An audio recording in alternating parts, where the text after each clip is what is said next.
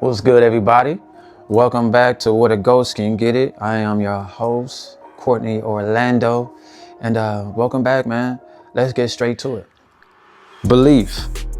Belief is the mental acceptance or conviction that something is true, real, or exists, often held without absolute proof. The other day, my daughter asked me why I stopped myself when I was about to say bless you after she sneezed, and I was letting her know or educating her on where bless you came from. And so I believe it's as early as in the Bronze Age or maybe before that. But earlier civilizations believed that when you sneezed, you were giving out a life force. Some civilizations believe that when you sneeze, you could be letting in an evil spirit.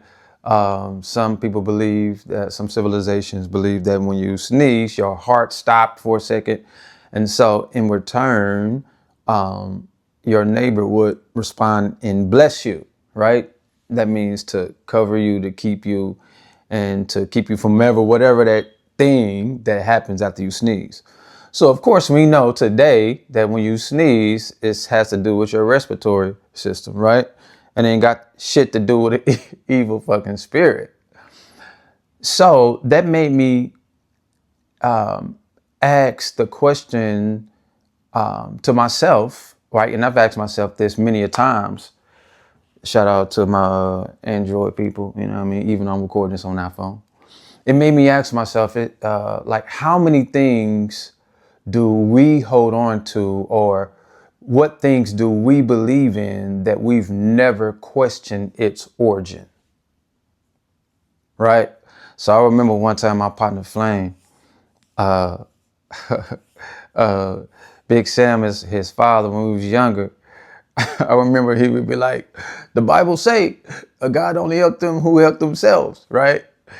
And of course we knew the saying, but he was putting it in the Bible as if that were God's words.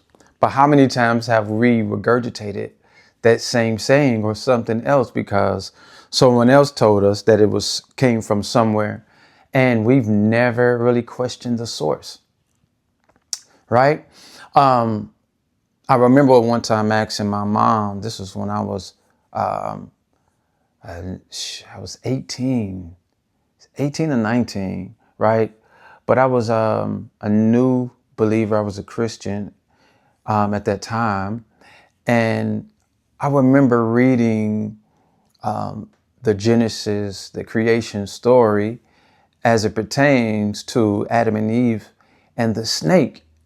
And I remember saying, Mom, like, why would God put these newly born humans gotta come with a lot of naivete and inexperience and ignorance, even with them being a Superman or what it was supposed to be, a superhuman? Why would he let the most cunning person outside of what the Bible would tell us, outside of God himself, why would he let the most cunning creature next, even in the vicinity of his babies, right? And then when they are tricked, like a goddamn trickster would do a kid, he punishes them, right? That wasn't their fucking fault. I mean, now that I know there's allegory, but when I was younger, I didn't. So my mom could not give me an answer, right? I set that up to say that from that moment on, I had to come up with my own conclusion, and then I would read these theological conclusions of why God would do that still to this day. If I want to protect something, right, that I know doesn't have the knowledge or is equipped, even if you say obey me, God damn it, it's a nigga that's making that make more sense than you right now. And they would say, well, that's the issue. But I'm ignorant. We don't consider the brain fully developed until 25, right? So we judge a teenager's actions not always on what their intention was. Sometimes it's just goddamn they stupid. They just don't know, right? How many things do we believe? What things do you believe that you've never questioned the origin, right? For me, let's take religion. I never questioned the origin of Christianity because why? My father was a Christian. My mama was a Christian. My granny was a Christian.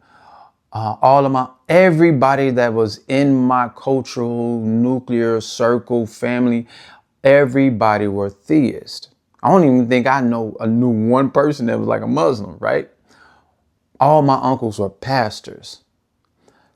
So it doesn't take a miracle to guess that the offspring of those people will also be Christian, right? So it's a safe, when information is given to you in a safe space, there's really no need to question it. So for me, one of the things I learned when I became agnostic in how I see the world, which is I don't know if there's a God, even though I think that I'm leaning towards agnostic atheist, especially when it comes to the Abrahamic faiths. I know that shit ain't real. You see what I'm saying? I would say big. I think all religions are false, right? I think they're man-made. That's how I see the world. It's my opinion, but it's also based on facts and reality and science and anthropology and geography and all the other things that we use to see what was before us, right? But for me, religion is one of those things I never questioned, man. It was because it was a safe space, right? But I do remember these cognitive dissonant moments, right? And cognitive dissonance is when we believe a thing, but we act differently than what we believe. And I hope I'm not butchering that. But I would notice how I am a person. I am a lover. Like I am a person who's never wanted to outcast nobody. I always wanted to just. I'm like my granny, like my granny and my people. My granny, my mama, my daddy, like they are people, and were people who just accepted people as they came, right? And I learned a lot from that. So it was hard for me to hear that people not like me. I'm a straight man. I love that cat forever. But to hear that people who were bisexual or people who were homosexual or lesbian, right? Or now, no, non-binary and all of that in that world, to hear that they were going to hell, even as a new Christian, I was like, fuck. I was like, God, I was like, okay, God, that's hard to hear. That's hard to hear, right? Because in the black community, that's the secret super sin, right? So then I began to question, okay, if this person that I love is going to hell, that was a part that I wrestled with in my heart, because part of me was like, this don't make no fucking sense. But then I was like, but it's in this book, right? All right, so I'm keeping going, right? Something that I know instinctively that it's just not true. When you love somebody, you know that who they love brings them life. What the fuck that got to do with a God or anything? So don't let me go there. First, cognizant, I started to ignore what was inside. I started to look at the stories in the Bible, right? David and Goliath, the Ark, the story of, forgot that, the Ark of the Lord or something, where that motherfucker was about to hit the ground and the nigga catch the joint because he don't want it to fall, right? But God was like, don't nobody touch this bitch. The dude was like, I don't want this mother to crack, fall over and roll over down the hill. Then somebody here is really going to be rolling. And then God killed the dude on the spot, right? Things like that mess with my humanity. It was like, this don't seem gracious. God damn me, right? When I'm reading stories about walls falling down because they walked around it 7 times, plagues and rivers filled with blood and giants and having sex with humans and niggas going to the sky in fire chariots and the world being buried. And when you look at objective reality, meaning what's in our real world, none of that shit exists. And before y'all look at this video, don't just Google Christian anthropologists and historians and stuff.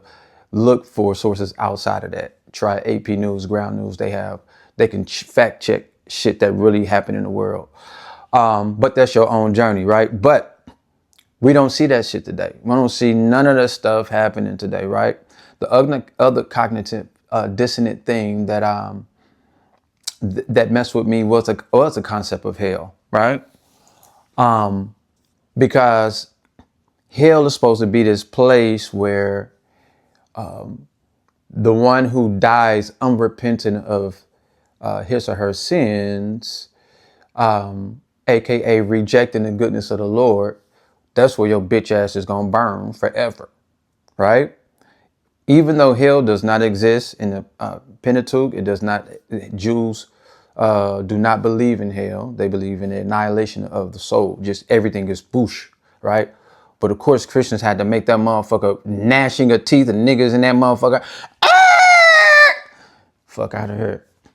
I had a problem with that because let's take my life, right? I was a believer for 20 years, right? I believe that book in today that I'm detested by that book, right? That was my world for 20 years. But watch this. I came into knowledge because my mind became curious. This cognitive dissonance became so big that I started asking questions that you were supposed to shut the fuck up on.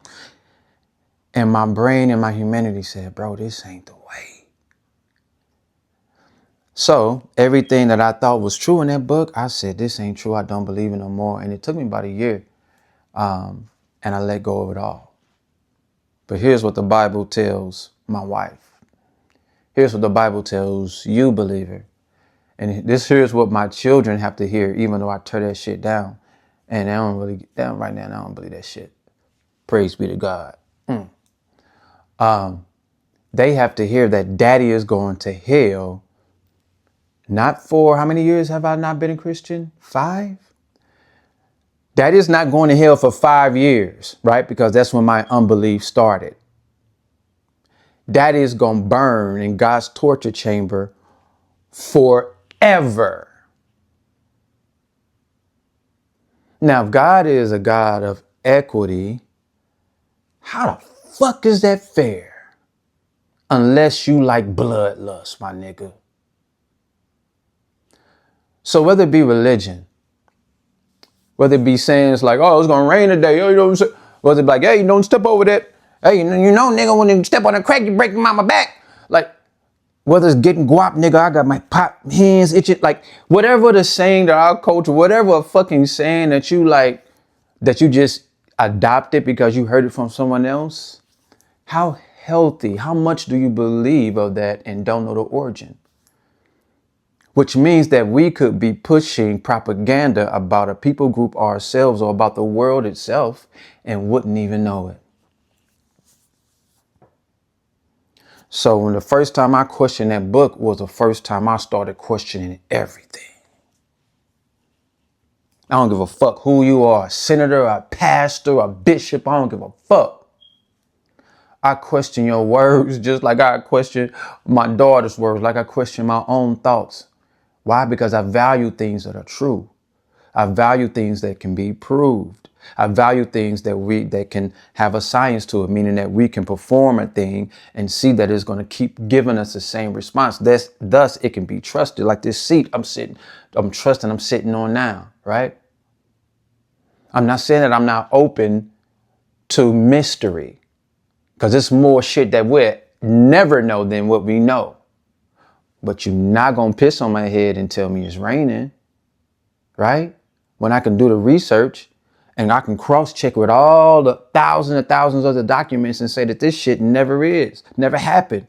Fucking partner of the Red Sea, bullshit ass story that I used to teach my kids, but now I know better. So what things do you believe just because grandma told you? just because your daddy or your professor told you, just because you saw it on fucking TikTok? What things do you press and pull and you say, this is, I know God is a he and all of this. God don't like that. You don't even, I wish I had that smack water. Fuck nigga, cake ass nigga. You don't know how you go. You're right. None of us know what's out there. That's why I'm agnostic and I can admit I don't know. But some of y'all try to tell us what the shit is superstition and myth and try to sell it to me as truth. When you ain't never seen its power in a day it's in your life, just nothing but the hypocrisy of it. Ask me how I know. So I appreciate y'all. This has been a coming back to where the ghost can get it. I appreciate it, man. Y'all listening to this rant. More to come.